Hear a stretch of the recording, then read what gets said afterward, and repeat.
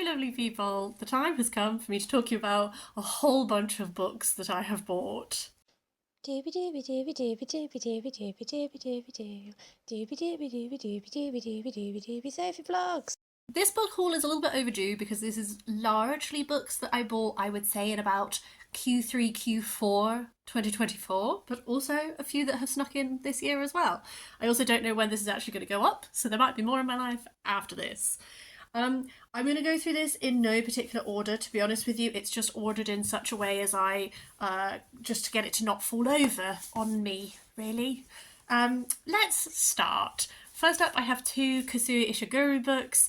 I was watching Murphy talk about Clara and the Sun, which I have read and I really enjoyed, and her thoughts on it made me appreciate it anew and made me remember that I did actually really enjoy it. So then I got a hankering to read more Kazuo Ishiguro, and then I do nearly all of my books are secondhand. I just pot around charity shops and secondhand bookshops. I'm very lucky to have a lot near where I live. And over the course of like the next few weeks, I stumbled upon two different Ishiguro books, so I felt like it was a sign and I got them. First up is The Buried Giant. This is such a lovely edition. It has these really dark sprayed edges. This was one of the ones that when I was looking at Ishiguro's most appealed to me. It sounds like it's following a couple who are setting off across a troubled land of mist and rain in the hope of finding a son. It's like the romance of departed Britain. I think it sounds really intriguing, but actually someone I know said that they tried to read this and they really didn't get on with it. So I'm going to be very interested where I fall on it. And the other one is one that wasn't in my top priorities, but it's the first one I saw when I was out and about, and that's When We Were Orphans. This is set in the 1930s, and it's following someone who's like a detective, but he's haunted by this unsolved mystery, which is like when his parents disappeared when he was a child in Shanghai. So I believe we're sort of unspooling that. I have only read Never Let Me Go and Clara and the Sun, so I am excited to dabble in a bit more Ishiguro. These next two books I was really excited to stumble upon because they're actually two of the books that have been on my Goodreads to read shelf for the longest amount of time. This one is the book that has been on my to read shelf for the longest amount of time, and that is The Band Played On by Randy Shilts, Politics, People and the AIDS Epidemic. I think this is going to be a very moving book and I'm really going to have to take my time with it, but I find it really important to read AIDS memoirs and books that are focusing on the AIDS crisis. I've read quite a few by now, but this is one of the ones that I see recommended so frequently. I do think it's going to be quite an emotional journey, so I'm going to take my time with it. The other one is a bit lighter, and that is Tigress of Forli, The Life of Catherina Sforza by Elizabeth Lev. I love just every now and then sinking into a biography of an interesting woman from history. When I was a child, I read a lot of like historical fiction, and these types of biographies give me like a very similar feeling.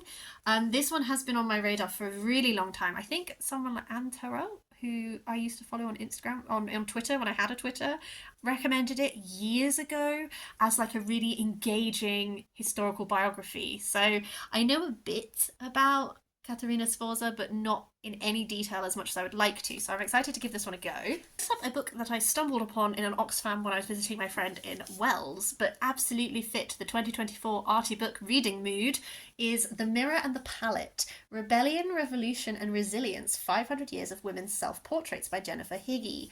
There's been quite a few books over the last years that have been focused on women's self-portraits and like the act of women doing self-portraits and how all of the different like politics and motivations and interpretations that you can read into those.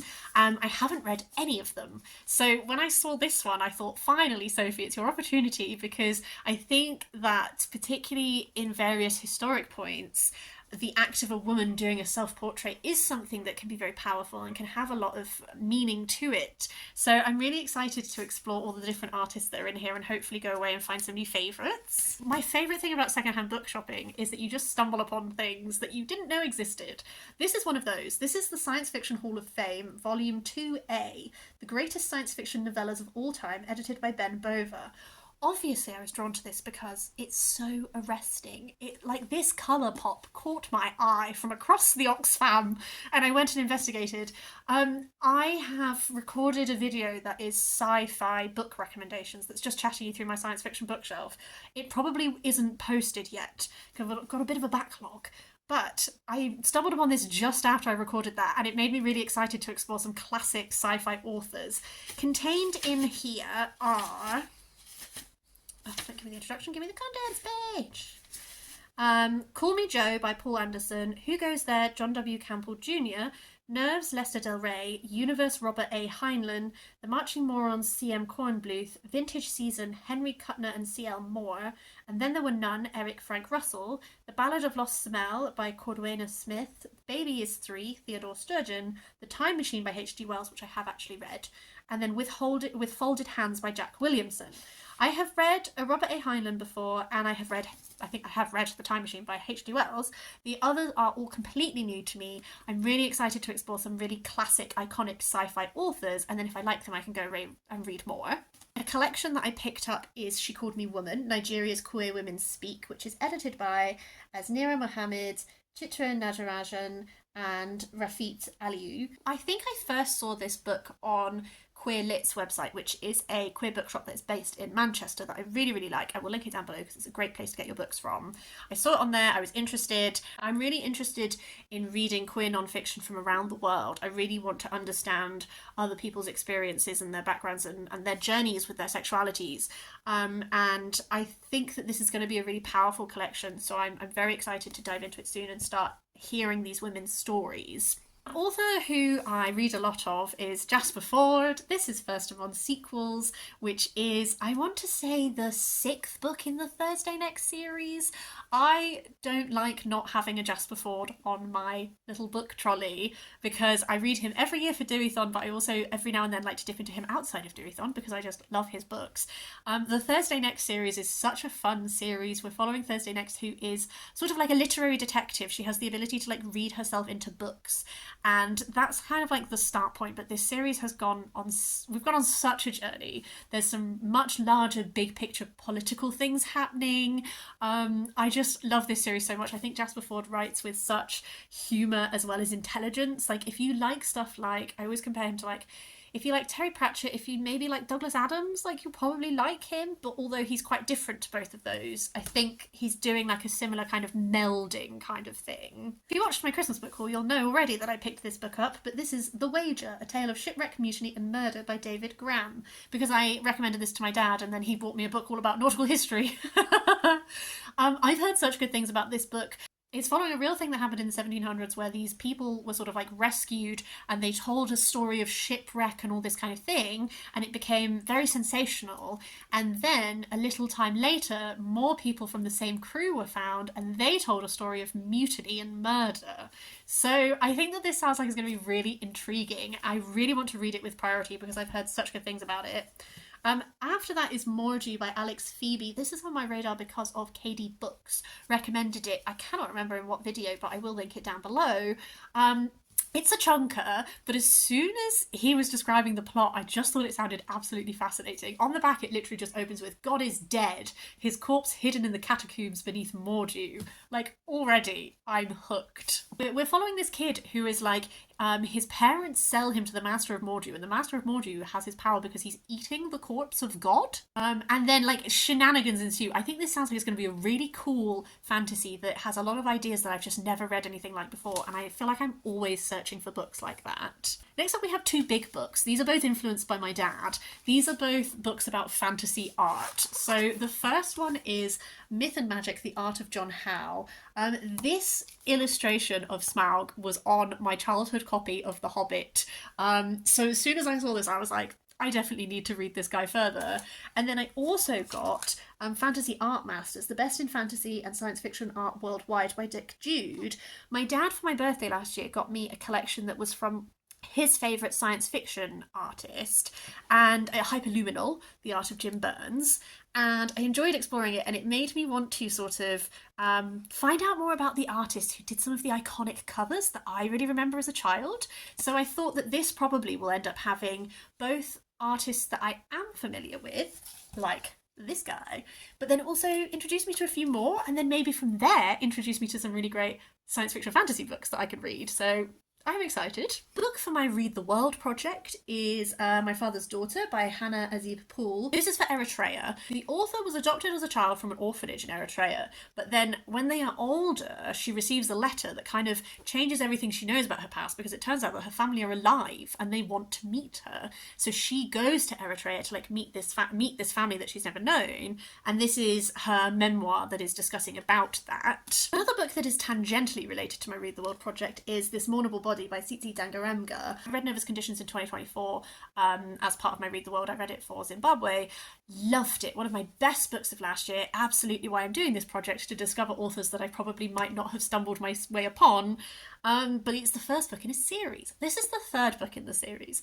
I don't normally buy series out of order in case I don't like one of the books and I decide I want to stop reading the series, because I do that quite a lot, actually, it turns out. But I loved Nova's Conditions so much. And Nova's Conditions really just follows this girl, her cousin, this girl and her cousin, and the relationship between them growing up in Zimbabwe. So I think because it's not that plot heavy, I can't see why I wouldn't want to continue, because I love the writing and I loved being rooted in their experience and I want to know what happens to them. So I've taken a punt. I got the third book when I saw it in the shop, and I thought, I'm sure I can find the second book secondhand too, and we can have a love, and I can finish it, and it will be wonderful. I recently had a little secondhand book shopping day, went to the cinema, got some lunch, did some book shopping, and I stumbled upon two books that I picked up. The first one is Free Food for Millionaires by Min-Jin Lee. I loved Pachinko by this author. I know that it's a very popular book, but I did absolutely love it.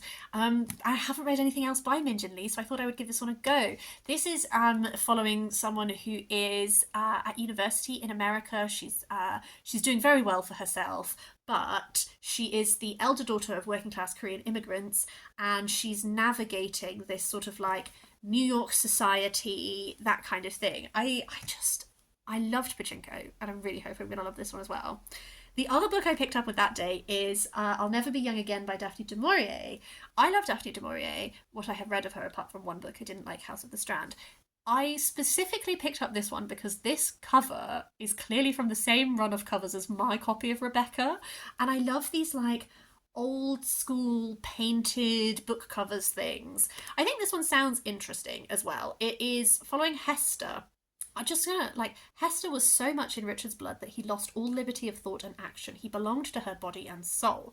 And it's travelling between England and Scandinavia, India, Scandinavia, Paris. And it sounds like they've got quite an obsessive love, but Hester cannot replace Richard's need to write, and I think that this is going to cause like strife and tension between them. I haven't read a Daphne du Maurier for a few years, that as in like a new to me Daphne du Maurier for a while, so I'm just going to give it a go. I have two books that I pre-ordered with Christmas vouchers that have arrived, and I'm super duper excited. The first one is Azeenarh, which is an Epic by Linnea Axelsson. This was recommended to me by Matt, who you might remember from MCS Books. He still makes content on his Instagram and on TikTok. He just doesn't do YouTube videos anymore. But Matt is such a good source for like translated fiction recommendations. This is by a Sami author, and it's kind of like, it's like a big poem, and it's like following generations of this community, and like the way that it kind of rips apart this Sami family. I think it's going to be really fabulous. I'm very excited for it. And then I also pre-ordered A Council of Dolls, the paperback by Mona Susan Power. The Grass Dancer by Susan Power is a 5-star book for me. I adore that book. It's one of my favourites. I think it is brilliant. And then, have I read any of the rest of her work? No. This is her newest book. She stopped writing for quite a while and has now come back with this book.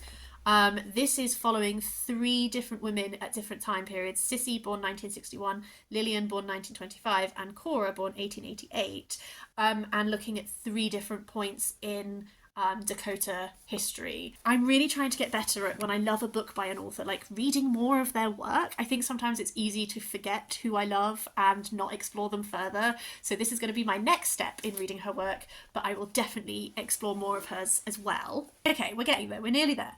The next 3 books I could roughly describe as, I have been having a crisis about the state of the world. I have a lot of anxiety about the future of the planet and whether or not we're going to boil ourselves alive. So I'm doing what I always try and do, where I don't just freeze. I want to read and learn and then put things into action. So I bought 3 little books that are all from like Penguin's Little Green Ideas environmental series, and I'm hoping that they are going to give me more insight and tools, and then I can go away and do something. The first one is The World We Once Lived In by Wangari Maathai, who I do already am familiar with her activist work. She won a Nobel Prize for her work as the Green Belt. Yes, the Green Belt movement, which has to date planted 51 million trees in Kenya. I haven't read anything by her though, so I'm interested to hear her perspective. I also have The Democracy of Species by Robin Wall Kimmerer.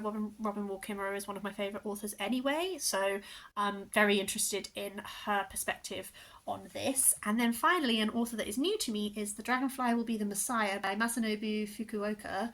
This is, he was a farmer and philosopher who inspired sustainable organic practices with his approach to natural farming and the revegetation of desert land. I'm just interested in reading all 3 of these perspectives, seeing what I can take from them, and then going forward and trying to do something about the world. Next up is Amora, stories by Natalia Borges Polesso, which is translated by Julia Sanchez. This was on my radar because of, if I can remember which Bookstagram account it is, I will link it down below. It was someone who did a really fabulous, like, it was a look at, so you want to read more queer fiction, but specifically from like Latin America, like here's some recommendations. And then I saw it in a secondhand shop. This is what happens all the time. I have things on my radar and then I find them in secondhand shops and I get very excited. This is a series of short stories that are all exploring like lesbian sapphic experiences. I know that this did so well in Brazil when it came out, so I'm excited to dabble and to try. Also have Murder in the Crooked House by Soji Shimada. Who are you translated by?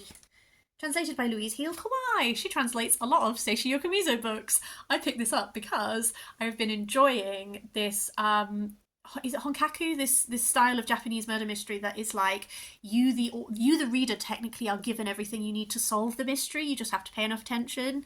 I think he's honkaku. It's either that or he's on my radar because when I read the Honjin Murders, which is like a locked room murder mystery, I also then looked for other recommendations for locked room murder mysteries. I'm maybe forgetting which one it is currently, but I've been exploring Japanese murder mysteries, is what I've been saying. I really enjoy Seishi Yokomizo. I've really been enjoying Yukito Ayatsuji.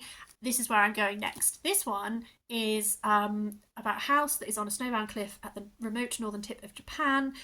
It's a curious house full of a maze of sloping floors and strange staircases full of blood-curdling masks and uncanny dolls. And then someone is murdered there, and then the police are called, and then they start unravelling an even more bizarre thing.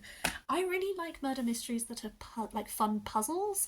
I'm not really here for like blood and gore. I'm here for puzzles, and I'm excited to see how that puzzle goes. Final 2 books. First of all is Passing by Nella Larson. Jen Campbell has talked about this book a lot. I know that it is very iconic for the time that it was released in. It follows 2 sisters, one of whom passes herself off as white and one of whom doesn't, and how different their lives are. I just thought I would go for it. And then finally we have Best of Friends by Camilla Shamsi, as you can see, £1.50, which was a great deal, I think. I've only read Home Fire by Camilla Shamsi, but I really enjoyed it. This is again me trying to continue reading authors who I have read and enjoyed. This one follows Mariam and Zara, and it begins in 1988 in Karachi, and the dictatorship has fallen, and they're 14, and then it flashes forward 3 decades to London when they're older, and they're bound together by this one night. And I'm assuming that as the book goes on, we're going to discover what happened on this night, what has happened to them, like can they remain friends after all this time, that kind of thing. That's it. Those are all the books I wanted to talk to you about today. I think that I have stumbled upon some absolute gems and I'm very excited to get reading. I would love to know if you've read any of these. Do you have any thoughts? Do you have any recommendations based off of these? Please do let me know. But yes, I hope that you're having the loveliest day, and I will see you next time for something different.